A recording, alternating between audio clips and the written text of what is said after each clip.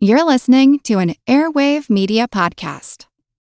Welcome to From Beneath the Hollywood Sign. If you love old movies, Hollywood history, or the golden age of filmmaking, you've come to the right place. This is the podcast that talks about amazing stories of Tinseltown from another era and fascinating conversations with writer-producer Steve Cubine and actress-writer Nan McNamara. So, Steve, did Ava Gardner and Howard Hughes have a good relationship? Well, they did until he dislocated her jaw. What? Well, don't worry. She hit him back with an ashtray. From Beneath the Hollywood Sign is the gin joint for you.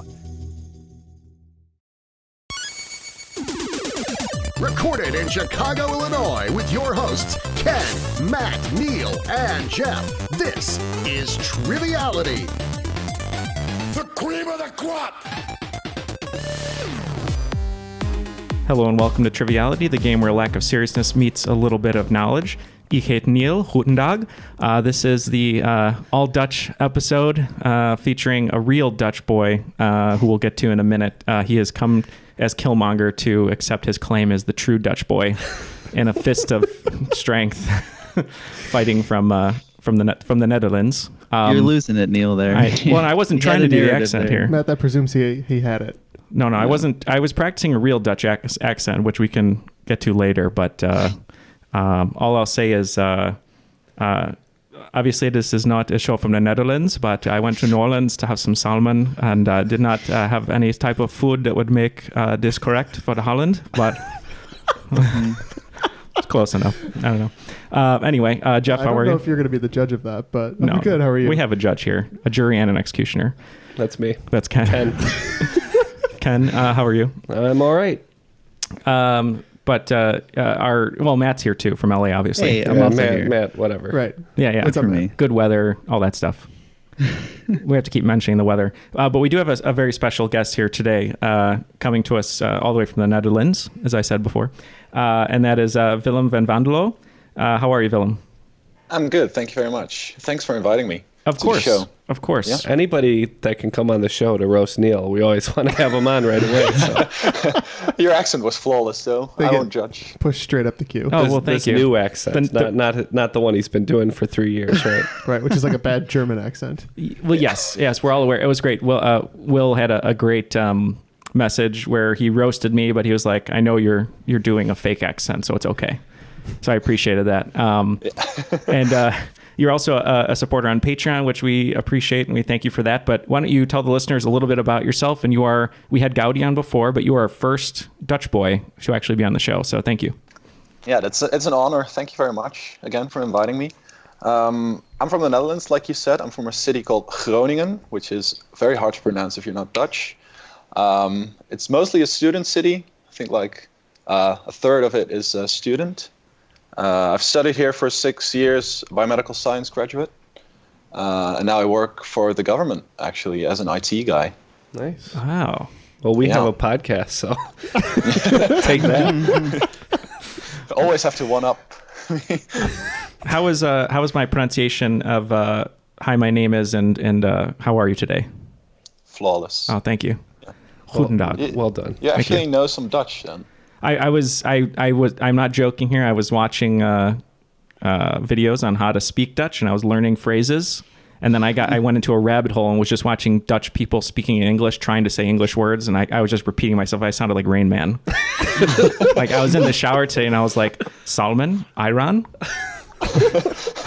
Was that just for preparation for this episode? Just for this, yeah. And the one guy, he couldn't say seashells by the seashore, so he's like, I can't say this word. I can't. It's seashells, and it was great. I was so enthralled by it. But Will wrote a game for us today, which we're really appreciative of. I think I'm going to team up with Ken. And Ken, you came up with a good team name, but I'm not sure where the impetus for it was. Yeah, Matt's got to tell his story first before we... we'll go to Matt first. Okay, so Matt and Jeff are going to partner. You set it up. It's it's not even really a story. So I'm currently managing 2 different branches of popular coffee chain.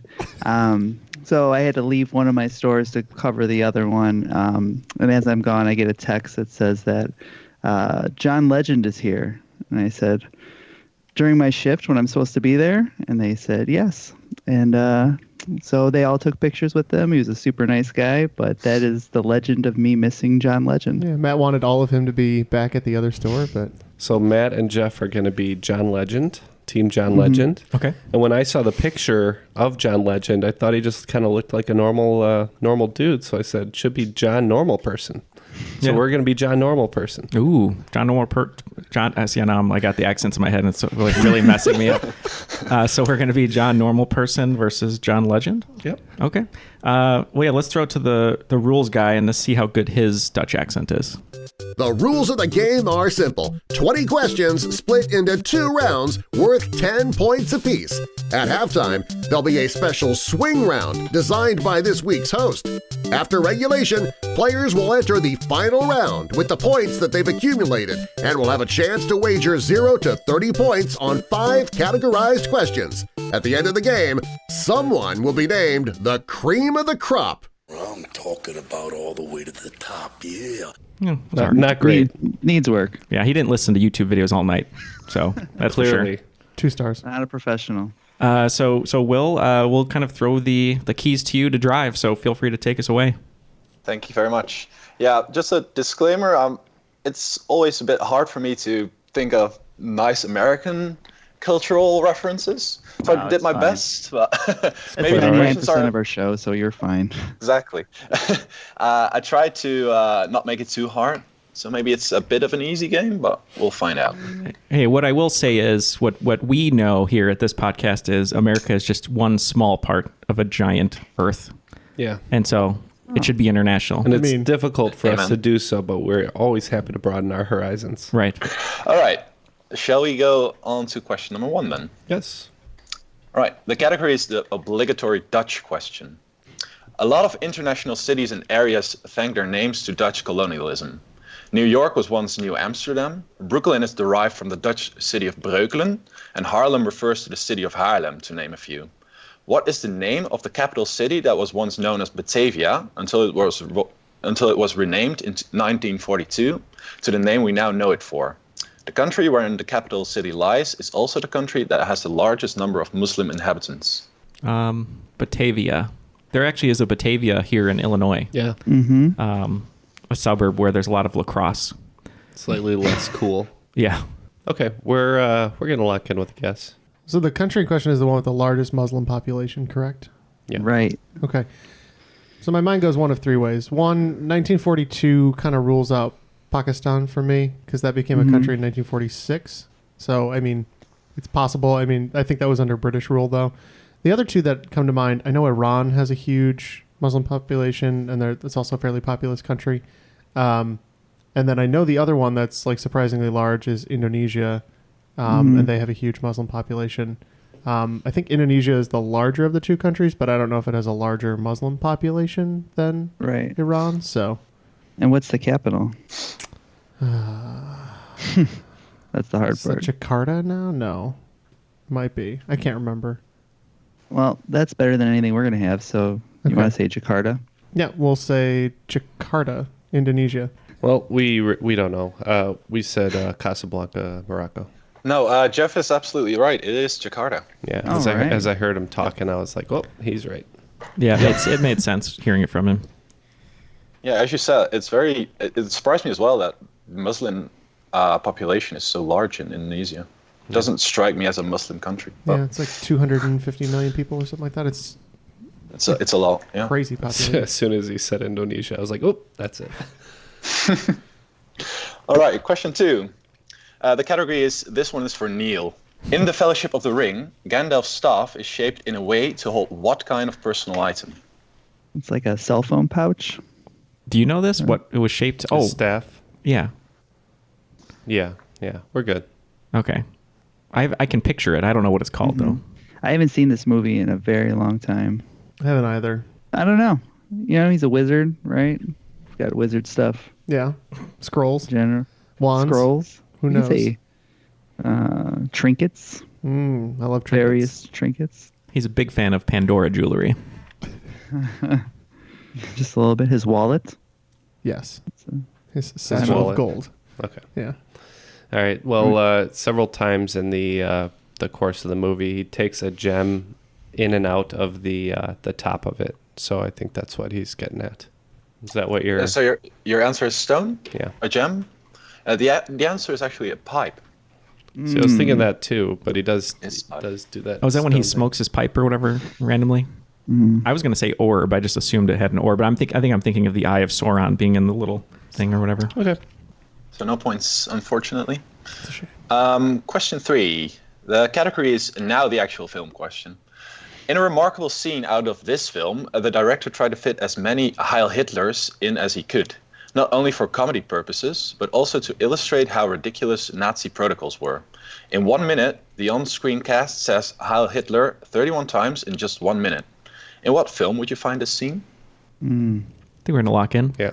Yeah, it's Inglourious Bastards, isn't it, Jeff? I mean, that's entirely possible. Or it could be The Producers. Producers, I don't remember it being... Those would be my two guesses.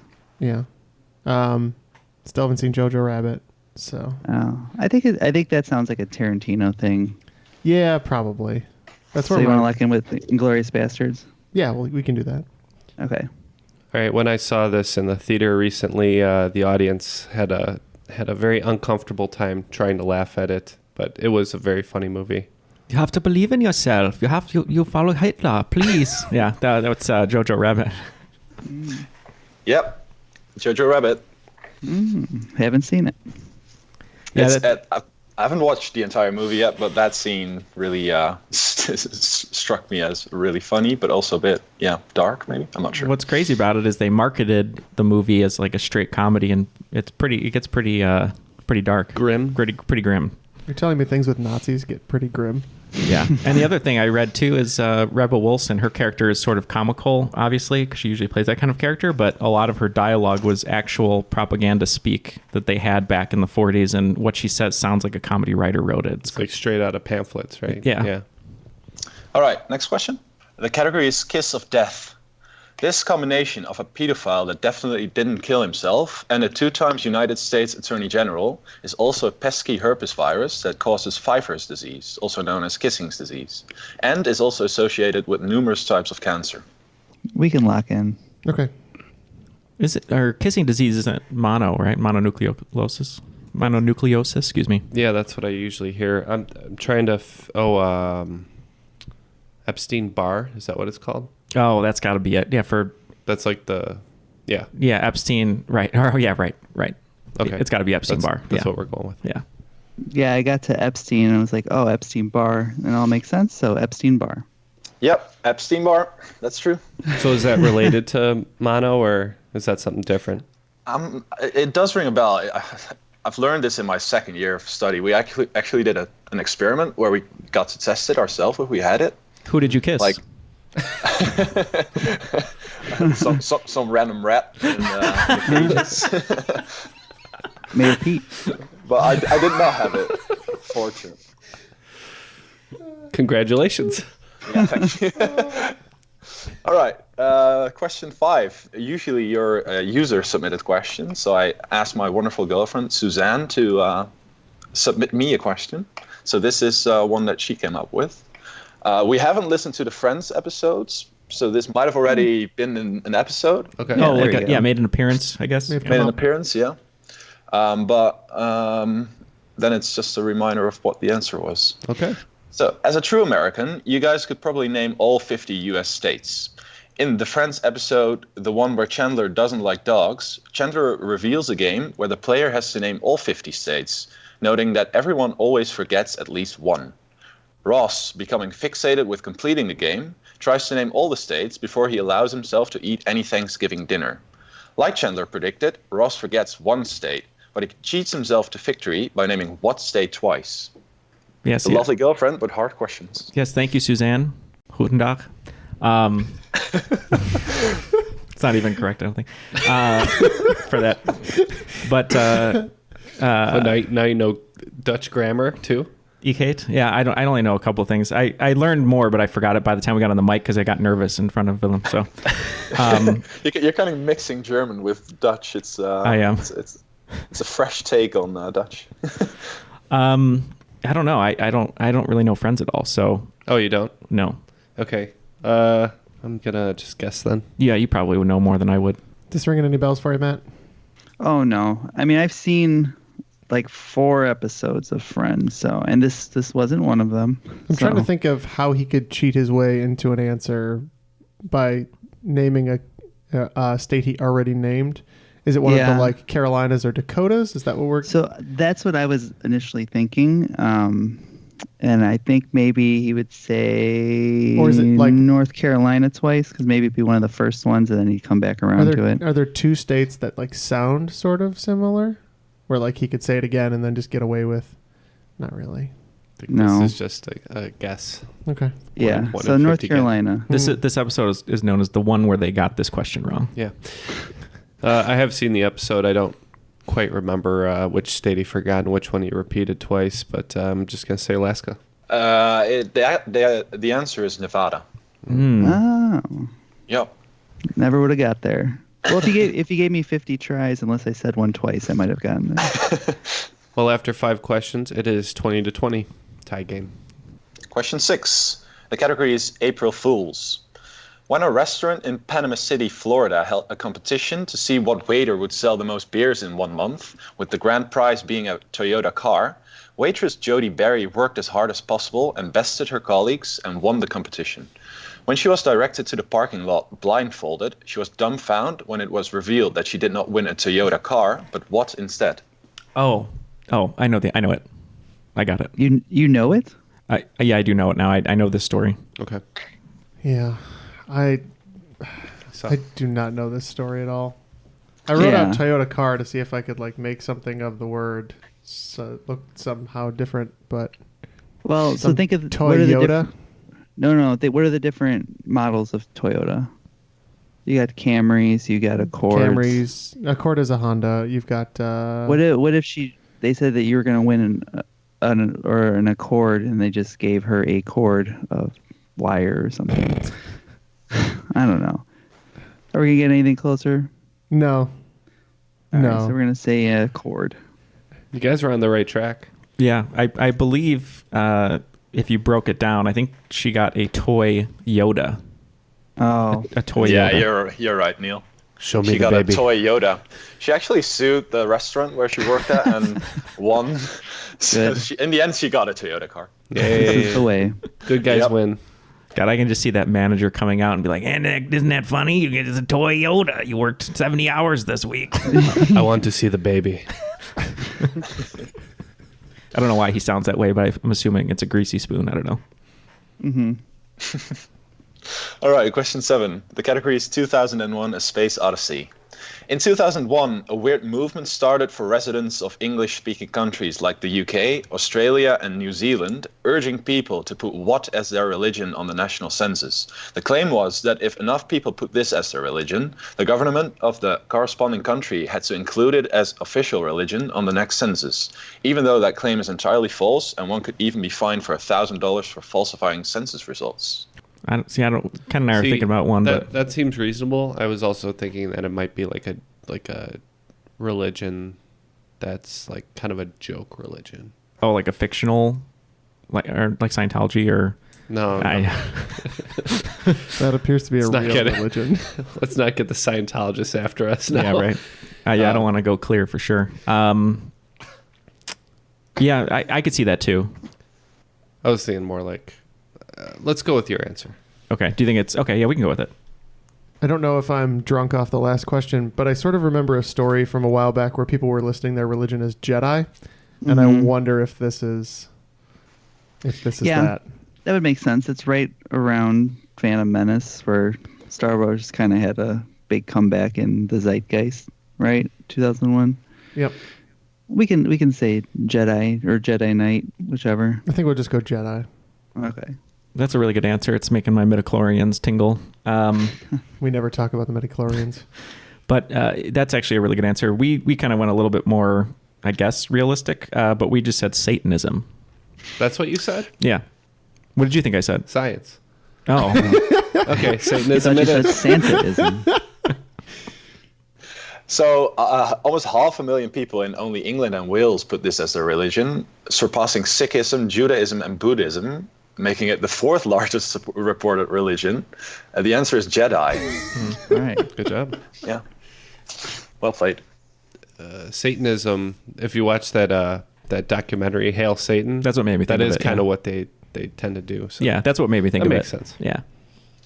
All right, question 8. The category is The Dark Side of Walt.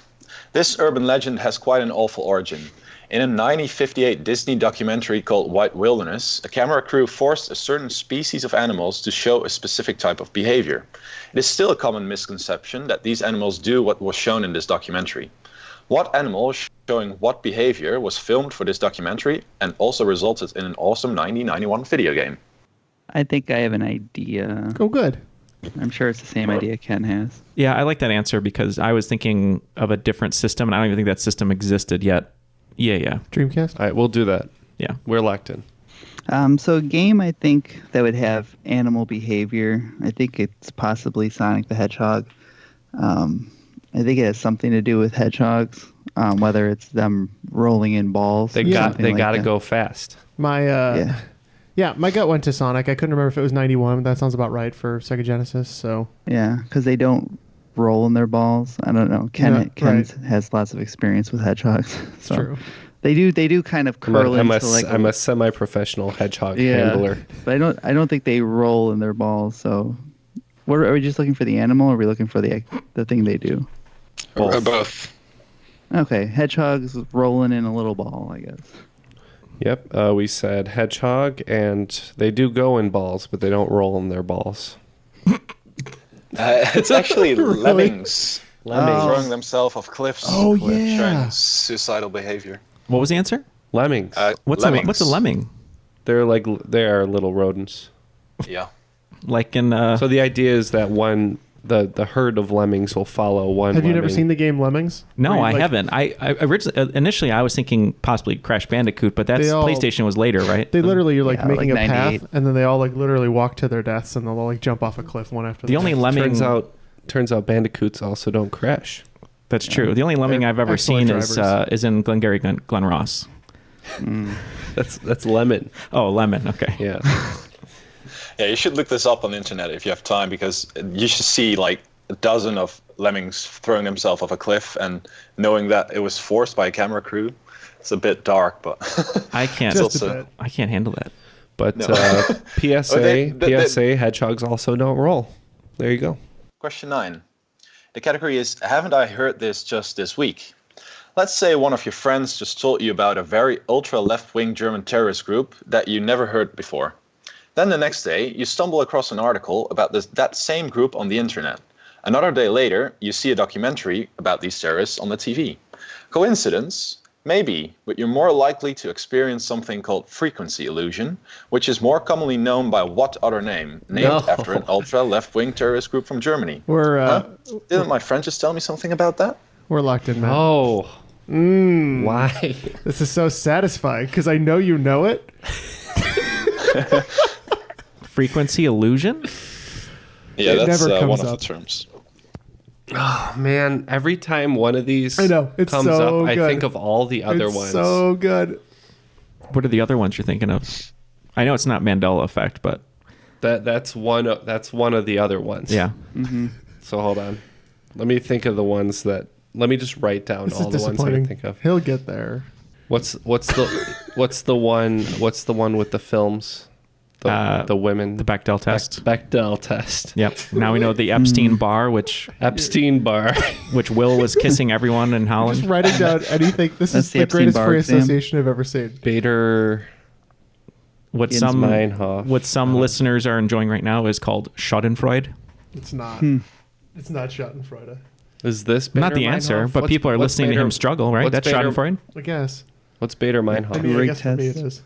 The Turing test? A Bader Meinhof. I don't know. What's Kruger Dunning-Kruger? I'm not. Too I think worried. it's Bader Meinhof. I'm not too worried about Let's it. go Bader Meinhof. Bader Meinhof. Dunning-Kruger. Okay. Kruger. There's a Seinfeld reference for you. Yeah. Yeah. Right, go Okay. ahead. And we locked in with Bader Meinhof. Yep. A nice pull, Bader Meinhof. Nice poll, Ken. Isn't the definition of Schadenfreude watching someone else struggle and enjoying it, or be in pain? Yeah. Yeah. So Jeff More or called me less. out, and I was correct there. All right, question 10. last question of this round. The category is the only WWE question I can write. All right. On the popular internet forum Reddit, an internet troll that goes by the alias Morph tries to catch users off guard by commenting on popular posts with a story that starts compelling and intriguing, only to end with the same quote that will make every reader look like a fool, making it Reddit's take on the Rickroll. The quote goes, "Since 1998, when blank threw blank of hell in a cell and plummeted 16 feet through an announcer's table. Fill in the blanks with 2 renowned wrestlers." We're locked in. Yeah, this is the infamous Undertaker throwing Mankind off the top of the cage, so we can lock in there. Yep, Undertaker and Mankind. Even I know about this one. You are both correct. It is Mankind and the Undertaker. Yep. This is where all the clips of JR screaming, "He's broken in half." Yeah, that's where that comes from. I watched a short documentary about that event. All right, so we have 5 questions right, giving us 50 points. I believe we have the same. All right, all tied up after round 1. Let's go into the swing round. Yes, so for the swing round, I have some fictitious realms for you guys. So I'm going to list a fictitious place, world, city, and I want you to tell me from which either TV series, film, book, or video game it is. Cool. So, for example, if I say Middle Earth, your answer could be Lord of the Rings, could also be The Hobbit, but at least if it's in the Silmarillion same fiction, it will be correct. Okay, sounds good. All right, so I got 10, 5 points each, I guess. The first one is Azeroth. The second one is Hamunaptra. Third one, Panem. The fourth one, Elsewhere, spelled Elsweyr. The fifth one is Rapture. The sixth one, Arrakis, Arrakis. The seventh one is Land of Oo. The eighth one, The Mirror Dimension. The ninth one, Thedas, Thedas. And the 10th one is Hyrule, Hyrule. All right, I'll get 1. All right, sounds good. We'll think about these, and we'll be right back. All right, we are all locked in on these answers. So let's hear the fictional realms one more time, and we will give our answers. The first one, Azeroth. All right, for this one, we were pretty sure it is Warcraft. Yeah, we said World of Warcraft. Yep, you're both correct. World of Warcraft or Warcraft. The second one, Hamunaptra. So by far, this one was giving us the biggest angst, I guess. So we said Diablo. This one we thought sounded Egyptian, so we said Prince of Persia. I guess the reason why it sounded Egyptian is because it is. It is from The Mummy. Yeah, it is. Yeah, it's got to be this. We talked about The Mummy a lot. That's got to be the City of the Dead, then, the one they talk about. We thought The Mummy took place in the real world for the most part. Yeah. Oh well. The third one, Panem. That one we believe is the Hunger Games. Yep, Matt volunteered as tribute, and we said the Hunger Games. And he survived. It is the Hunger Games. Fourth one, Elsewhere. All right, so this one I had definitely heard, but I couldn't place where I heard it. But I remembered kind of thinking it was a little dumb when I heard it, so I said Wrinkle in Time. That sounds like something. We didn't know either, and we were just hoping it was in one of the Elder Scrolls games, so we just said Elder Scrolls. You should be really glad that you said the Elder Scrolls, because it is the next game in the Elder Scrolls series. It's the Elder Scrolls. Yeah. Awesome. Oh, that's right, the new online that comes out this year. All right. Fifth question is Rapture. Near and dear to my heart is the BioShock series. Yeah, I knew this one pretty much right away. It's BioShock. So Jeff, we played a bit of BioShock together. Why don't you know this yet? I don't know. All right. Sixth one is Arrakis. Yeah, this one we weren't too sure. It also sounded Egyptian or deserty, so we just knew Stargate kind of takes place in Egyptian times, so we said Stargate. I think this is a movie I used to watch with my friend Brennan a bunch. I think it's from Dune. It is from Dune. Yep. June is correct. Sandworms. Sting. Number 7, Land of Ooh. Adventure Time. Big fan. Ooh, is that Adventure Time? Yeah. Yeah, that makes sense. Matt and I thought it was something animated, possibly geared towards children, and so we said Enchanted. You're not wrong. No. Yeah, Adventure Time is correct. Yeah, one of Sting's favorite playlists for when he has Tantra is The Land of Ooh. Number 8, The Mirror Dimension. We weren't too sure. We said Marvel Comics. Yeah, we know it comes up in Doctor Strange, MCU. We didn't know how we should phrase that. Yeah, I'll take anything Marvel related. It is the answer I have is Doctor Strange, but I'll give it to you. 9th one, Thetis.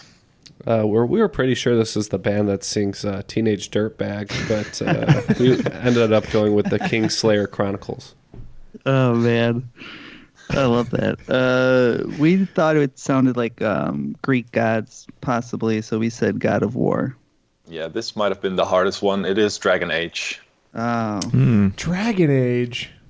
The last one, Hyrule. This is the toughest one of all. We said Zelda. That was going to be my joke. We said Zelda.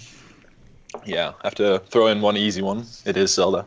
All right, we got 6 of those right for 30 more points. And we got 7 for 35, bringing our score to 85. And us to 80. All right, question 1 from the second round. The category, spoiler, it is not the famous actor Ronald Reagan. What U.S. president was the first to make a televised presidential address from the White House, asking Americans to cut back on their use of grain? Let's go with that. Okay. All right, we're locked in over here at John, Normal Person. So the first televised debate was the famously JFK, right? Wasn't that? I don't know if that was the first one, but that was really the first time that television became a thing. Television really mattered to the debates. Yeah. It's possible this is like during World War II. I was thinking war rationing, something like that. Yeah. I mean, even if it's following the Depression, either way, it's FDR would cover both of those. So that's kind of where my gut went. Yeah, and that between makes sense. FDR and Kennedy, you only had Truman and Eisenhower. So, yeah, I don't think it'd be Truman. FDR sounds good. I don't think they were doing any like rationing in the Roaring '50s either. So, you want to go FDR? Yeah, let's go FDR. Lock it in. Yep, we were right around that time period as well. We thought FDR and Truman felt a little bit early, and Kennedy felt a little late. So we went with Eisenhower. Yeah, so at the time of this food conservation speech, Europe was still recovering from World War II and was suffering from famine. So the president who was worried that the European recovery plan would fall apart was Harry Truman. Yeah, just right after World War II. Truman. Hello, Truman. All right, question 2. The category is the Immortality Prize. The first person to win both a Nobel Prize and an Academy Award during his lifetime was the Irish playwright George Bernard Shaw. He passed away at the age of 94, still being the only person to have both prizes on his name. However, in the present day, one other person has been awarded with both a Nobel Prize and an Academy Award. Name that person. Oh, right. That's true. He did. Yeah, you're right. He did win one. Yeah. Okay. Okay. We're in. Hey, Matt, is this Bob Dylan? Yeah, it sounds like this is the one that we always. Is this the one we say is Bob Dylan? Then it's not Bob Dylan. This is the one I think we always say is Al Gore, but it turns out Al Gore didn't win one of those two things. Okay, so we'll say Bob Dylan. You know what? They might be right with the Bob Dylan, but maybe it's changed since then. Well, yeah, I was going to say Bob Dylan, but I think what you wrote, he technically did win an Oscar. Barack Obama. So the answer I have is Bob Dylan, and I might have taken Al Gore because he was awarded with an Oscar, but he didn't. His name was not on the list. Yeah, a lot of people say that he didn't, but he did win an Oscar. That might be the same with Obama. Is that? Yeah, because if you're like a producer. Yeah, if you're a producer, you get an Oscar. Okay, so you guys are right. We'll take the hit there. This category, the next question 13. The category is Jeff. Please help me out. Oh no! I'm really gonna do this. Hepatotomostrosis equipedaliophobia might be a long word, but how about hexacosio, hexaconta, hexaphobia, which is the fear of what? All right, we are going to go ahead and lock in on this one. So I think the first thing he said, hippopotamonstrous esquipedaliophobia, is the fear of long words. Mm-hmm. So that gets us nowhere. That gets us nowhere. What if this is the fear of short words? That would be really and funny. It's ironic. Is there something? Is this the fear of 666? Hex is in there 3 times. Yeah. Maybe it's the fear of the sign of the devil. I don't know. Yeah. I don't know. It's just some weird thing that popped in my omen. The fear of the specific fear of the movie The Omen. Yeah. Or Damien. That's why it's so long. You gotta be the real child specific. of Satan. We can lock in with whatever you'd like. We could say like demonic possession. Okay. Demonic possession. Locked in. All right, we kept it simple and said the mark of the devil 666. Yeah, I'll give it to you, Neal and Ken, because it's the fear of the number 666. Oh, man. Very nice. I overthought it. Really close. All right, question 4. The category is Black Swans and Wormhole Wizards. What term is used to describe a victory that came at such a high cost that it could also be seen as a defeat? It is named after the Greek general whose army suffered irreplaceable casualties in defeating the Romans at the Battle of Heraclea in 2080 before Christ. Matt, we can lock this in. All right, so a victory that was too costly that it wasn't even worth it. That's how I like to win all my battles. Man, it sounds named really after the general. Yeah, it's not catastrophe. It kind of sounds Greek.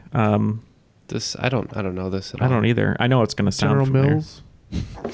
Let's say catastrophe. Catastrophe. Okay. Matt, does this sound right to you? I believe it's a Pyrrhic victory. It doesn't sound like anything to me because I don't know it. But Okay, we're going with We're going to go Pyrrhic victory. Pyrrhic victory is the correct answer. All right. Wow. Never heard that before. Because you're not willing to win at all costs. That's why we always lose. I'm a fan of guitarist Joe Satriani. I'm not sure if you guys are familiar with him. He has a song that is named Pyrrhic Victoria, I think. That's how I learned about this. All right. Question 5, another user-submitted question, but because I don't really have friends, this is by my dog Mars. What is the name of the largest volcano known in our solar system with a height of 22 kilometers or 13.6 miles, being as tall as 2.5 Mount Everests and is located on the planet Mars? It shares its name with a famous Greek mountain where 12 major deities of the Greek pantheon resided. Oh, we can lock in, Matt. I remember it. Okay, that's good for me. Okay, so it's not Mount Olympus, you're saying? No, I don't think it's Mount Olympus. So where the deities resided. This is something I've heard too. Mount. I think it starts with an M. I need to do more like memory exercise. Yeah. I still can't get Hominoptera out of my head. Let's just lock in with Olympus. Okay. I can't. I believe this is Olympus Mons. Yeah, Olympus Mons is the correct answer, but technically it's also Mount Olympus. That's the literal translation, so I'll leave it up to you. Well, we'll take points on that one. Yeah, we'll take points. Did you say your dog's name is Mars or is it Mons? Like, no, Mars. Mars, okay. I don't know if you named it after the mountain. Yeah. We wanted to name him like not the typical dog name like Pluto, and then we came up with Mars. There you go. Cool. And he's turned out to be a red-ish dog as well. So is he also the bringer looks of like war? The planet. Possibly water on him. I don't know. Possibly. Maybe ice. All right. After 5 questions in round 2, we got 2 of these right, so we are at an even 100. And we're adding 30 points to bring our score to 115. Okay. We're trailing a little bit, but John, normal person, never fails. He doesn't. He digs deep because he's just a normal guy. Yeah, we got to go on the lower end of that piano and bring in those bass keys and bring it to a close. And just play in an average style. John Normal Person is the guy at every campfire who brings out the guitar and plays one song poorly. I think maybe John Normal Person is equally as talented as John Legend, but he just never got the same breaks. So actually, what happened was he didn't have Chrissy Teigen in his corner like a boxing coach. Yeah, like just constantly propping him up. He's got no support. So we flash back to a producer where they both have demo tapes, but John Normalperson skips on the curb like you did, and he couldn't get his tape in time. Yeah, I ate yesterday. What happened? Huh? I was just in a hurry to get to an appointment, and I tripped on an invisible curb. Then I got my tattoo, so I'm injured all over my body. All right, question 6. The category is the big friendly giant. Al Tomaini was once the world's tallest person, towering at 8 feet and 4 inches. Tomaini was a sideshow performer working at a circus at the Great Lakes Exposition in Cleveland. In 1936, he married his colleague circus performer Jane. Within 3 inches, how tall was his wife from top to bottom? So what do you think? Do you think she's especially short or especially tall? As I've said on the podcast before, when I worked at Blockbuster, one of my favorite couples to serve was a couple where the guy was about 7 feet tall and his wife, I think, was maybe 4 feet 8. And she was very short compared to him. So I think we go short. Okay, so it's circus. She works at the circus, though, right? Right. I bet she's like the world's smallest woman or something. So 3... Because that's a love story I want to be a part of. 3 foot... 3 foot 8? Is that like... That's not short enough, is it? Yeah, but I'm thinking back in 1936, they would probably think that was super short. All right, let's go 3'5". So I don't think that she's that short. I think she would be the average height, but a little shorter. So you think she's I was going average to say height? something around 5'1". I would say lower 5s. Okay. Just do 5 even, and then we can get 5'3" to 4'9". Sure. We're going to go 5 foot even. And we said 3'5". Right. The clue in the question was that the girlfriend had to be measured from top to bottom because she didn't have any legs. She was 2 feet and 6 inches. Oh, man. So, yeah, close. Yeah. Well, we were half right. Oh, you know what? I think I saw... Twice as right. I think I just saw an article with pictures of them together. Yeah, I just didn't 20 put points. Yeah. All right, this one is a long one. So, question 7. The category is European state mottos. Most of the US state mottos are in English or Latin. There are some exceptions, like the motto of Hawaii, which is in Hawaiian. There are 4 states that have a motto in a European language. I'm going to list the 4 mottos and the corresponding language. I want you to tell me which state belongs to which motto. You got 4 shots to get at least 2 right, but if you get all 4, I'll give you 5 bonus points. Okay. All right. Do you want me to say the motto in their original language, or both the original language and the translation? That might help. Yeah. Might Do be both. too hard otherwise. All right, so the first one is Fatimaschi parole femmini, which is Italian for manly deeds, womanly words. The second one is Eureka, which is Greek for I have found it. The third one is L'Étoile du Nord, which is French for the Star of the North. And finally, the last one is Oro y Plata, which is Spanish for gold and silver. I remember researching mottos for a question once, and I have found it. I thought was super interesting, and I didn't lock it away. I think Do you think you got it? All right, so which state is the most sexist? That's the question. We also have to think, though, if they took an Italian phrase, would it have a large Italian population too? Theoretically, but I can't necessarily nail down a state that I consider the most Italian. Right. You know what I mean? Yeah. Oh, well, that Yeah. one. Yeah. Woke up this morning. All right, we'll do that. Forget about it. Jewel of the North. Or Star of the North. Star of the North. Okay, we're locked in. Okay, so I think, isn't Eureka? I've heard that one before. Is that Oregon? I think that's maybe a town in Oregon or something like that. I don't know. Maybe that's where it's coming from. I was thinking of Oregon, so I don't know, but we can go with it. I think the gold and silver one is Florida. Really? You don't think it's Nevada or another state that had a gold rush? Well, no, because the Spanish, when they came here, when they came to Florida, it was to find the city of gold, wasn't it? Cibola? Yeah, but there were also Spanish missions in like California, Arizona, that kind of stuff. Okay. Out west. And I'm thinking it's a place that is known for like gold and silver mining. Okay. We could say Nevada. Matt's more familiar with black and yellow. I think the Star of the North is Minnesota I'm surprised that it's in French, but that's where my gut goes. because they were the Minnesota North Stars. Right. I mean, French, the only That thing I would think make with sense. French is Louisiana, but Right. that's not north, so. And so then we just North need of South America.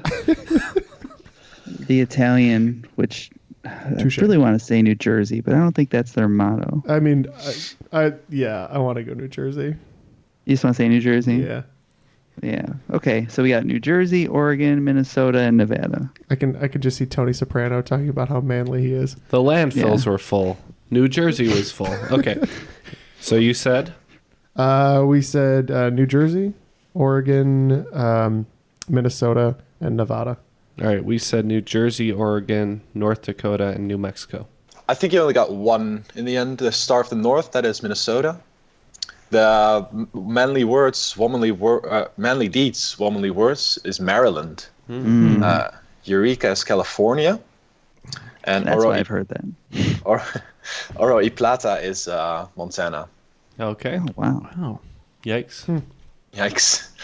All right, question 8. The category is Pulitzer Prize winner. What is the name of the novel written by Colson Whitehead that tells the story of a slave girl named Cora who escapes her master and tries to survive using a series of secret routes and safe houses to avoid being captured by a slave hunter named Ridgway? It won the Pulitzer Prize for fiction in 2017. I read an entire review on this book, and I was like, this came across my radar, but oh my god, Neal, this is up to you. I Should I just say some words to see if I could jog your memory? Footsteps, road, underground. Perdition. Yeah, I don't think it's gonna.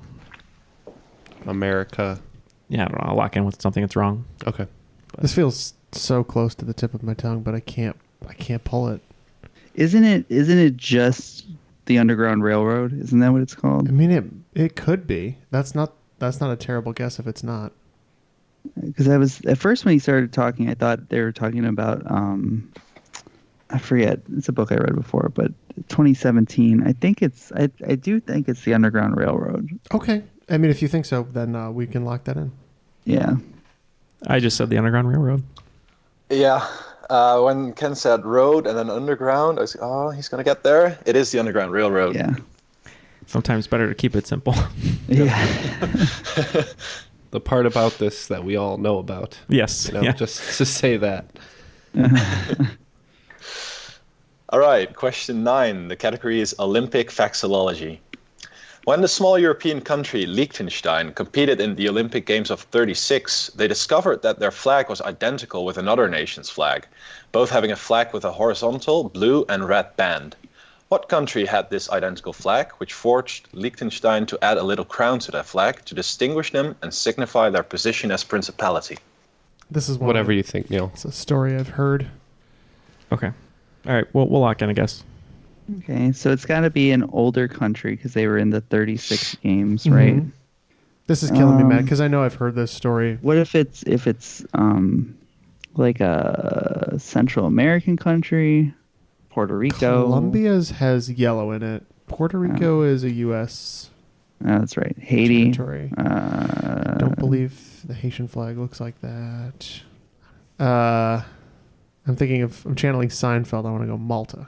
So Okay, Malta. We said Colombia, which I believe is incorrect. Yeah, unfortunately, that is incorrect. It is Haiti.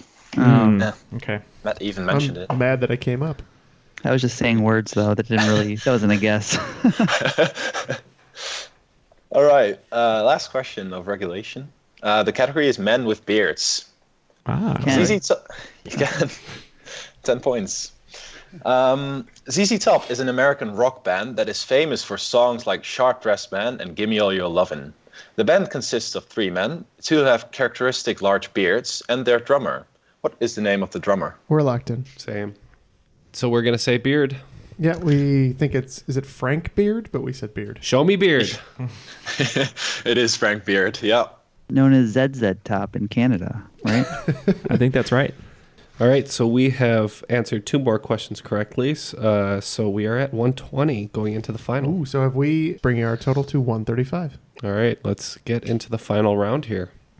Yeah, for the last 5 questions, I've picked some categories that are in your ballpark. So the categories are sport, film, science, potpourri, and finally, the last category is the Dutch.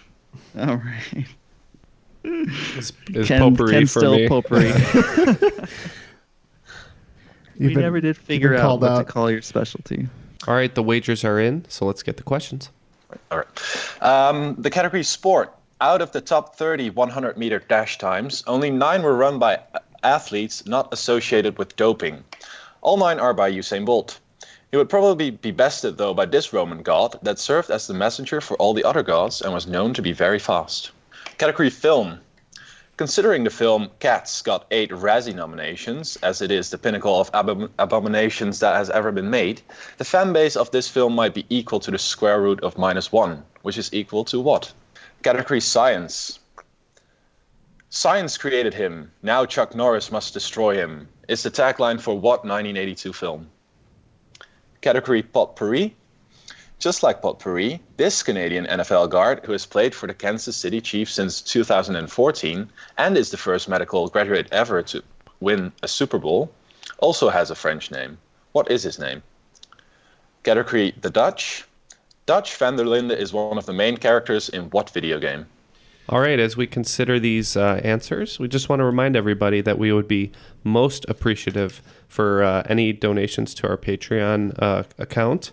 It is how we fund our show and are able to continue doing this.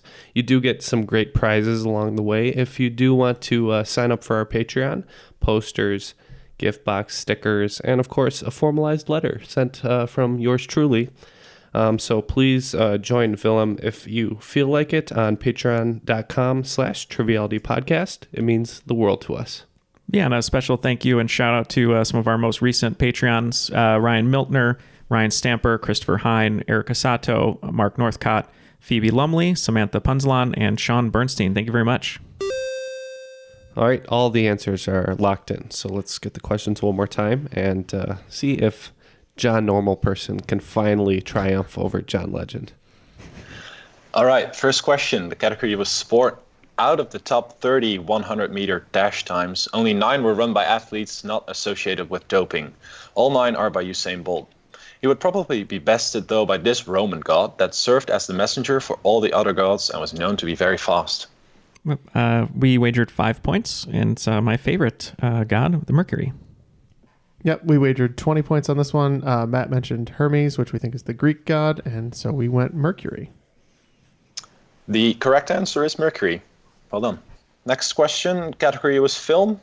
Considering the film Cats got 8 Razzie nominations, as it is the pinnacle of abominations that has ever been made, the fan base of this film might be equal to the square root of -1, which is equal to what? So I'm pretty sure, how much should we wager? We wagered 30. 30 on this one. Oh boy. I'm pretty sure the square root of -1 is what, I couldn't put my finger on it if it's an imaginary number, a non-real number, but we ended up saying non-existent, right? Mm-hmm. Okay. So we wagered 20 points on this one. We know that e to the I pi is regular -1. I in We this don't know case that. You know that. being Come on. imaginary, so we went imaginary numbers. Imaginary. Yeah, it's a bit harsh to see you drift off the right answer. The answer is imaginary number. Just So couldn't the fan remember base would the be exact, imaginary. the exact naming convention. All right, question 3. The category was science. Science created him. Now Chuck Norris must destroy him is the tagline for what 1982 film? We wagered 5. I'm not quite certain on this one. I feel pretty good about it. I can see the movie poster with him with his cowboy hat. I think it's called Silent Rage. Mm-hmm. Yeah, we wagered 20. This is, for some reason, these are the movies that I know is those 80s B movies, Silent Rage. Yep, Silent Rage. Fourth question, the category was potpourri.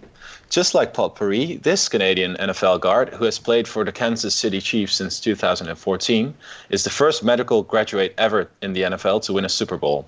And he also has a French name. What is his name? We wagered 15. I watched a little behind-the-scenes thing about this guy during the Super Bowl or right before it, but I could not tell you his name. But Ken said a bunch of French names, and we just settled on Lapierre. We wagered 20. He was kind of promoted a lot during the Super Bowl, which I watched at an airport, which was super exciting for me. But I believe his name is something French and ends with Tardif or Tardif. Yeah, I'm not sure if the last part is pronounced Tardif or Tardif, but his first name is Laurent Duvernay, Tardif or Tardif. So that's correct, Tardif. Mm-hmm.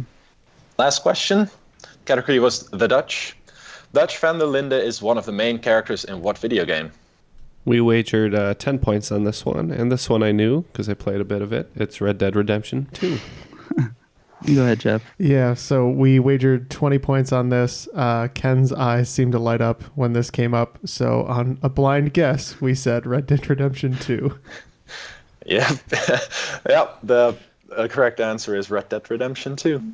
Jeff said Ken really likes to play the horsey game, so that's what we went with. Yeah, actually, I barely played the campaign. I just played it offline a whole bunch, so I barely know this just character. Foraging and hunting the entire time? I played a couple hours of the campaign. With your varmint rifle? Yeah, right. Well, it looks like John, normal person, unfortunately lost 25 points, so we're down to 95. So did John Legend best us? John Legend added 100 to their score, bringing their total to 235. You know, the roulette wheel spins, and once again, it is spun in the direction that does not favor the normal person. And the legend continues, and John Legend is the cream of the crop. You know that I'm the cream of the crop. So as they say, time has equal paths, different universes. John Legend, has a huge hit with All of Me. John Normal Person trips on the curb and spills coffee on himself and writes a song called Fall on Me. Thankfully, there was no hot coffee involved in my spill the other day. I did feel like a normal person after the people in the van right next to where I fell were looking over them. It's like, well, I'm a doofus, but that's okay. I haven't fallen in years, so it happens every now and again. So I'm learning to make my peace with these little things that make me, make you human, upset for years. You're just Superman with no powers. You're just appreciating getting hurt. Yeah, I'm a normal person, just like John Normal Person. That's right. Will, thank you so much for this game. That was a really great game that had questions from all across the board. I know you were talking about any sort of language barrier or things that might be too easy or too hard, but there's some great questions here. Yeah. Thank you very much. It was an honor to be a guest on your show. It's also really fun to write these questions. I hope you enjoyed it. It was a lot of fun. It's a good game. We loved it. We're going to invite you back for a Patreon bonus at some point to do a special music round that you wrote for us. But any last words or any people you'd like to say hi to? I've had this game play tested by a friend of mine, Timon. I just want to shout out to him. And also my lovely girlfriend, Suzanne, who wrote the 5th question and supported me for writing these questions. Yeah. I guess my dog Mars for writing that. Mars the dog? Mars the dog. And he's fast asleep right now. I guess he kind of found my questions a bit boring, but that's it, I guess. Thank you very much to Mars for that question. And thank you, Will, for not only supporting us on Patreon, but also giving us a little bit of a break on Dutch Boy's poor Germanic accent. Well, yes, thank you very much. You are the true Dutch boy of Triviality, and we appreciate your time. For Matt, Jeff, Ken, Willem van Vendeloo. Is that good? Pretty good? Yeah. Okay, yeah, it's passable. And Dutch boy. Thank you very much, please. Thank you, Willem, and your dog, Mars. Thank you very much, everyone. And that was Triviality.